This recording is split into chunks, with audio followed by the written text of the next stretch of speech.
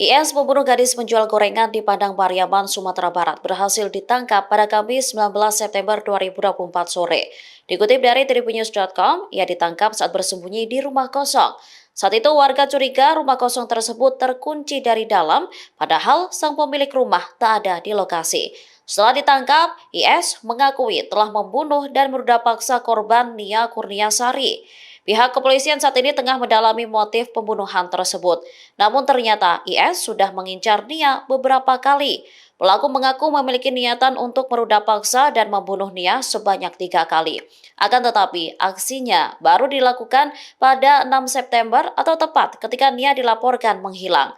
Hal ini disampaikan oleh Kapolres Padang Pariaman AKBP Ahmad Faisal Amir. Pengakuan IS pun sejalan dengan barang bukti yang ditemukan polisi selama melakukan pengejaran terhadap tersangka. Menurut Kapolres, seluruh barang bukti yang diamankan pihaknya terkonfirmasi menjurus kepada tersangka IS. Download Tribun X sekarang, menghadirkan lokal menjadi Indonesia.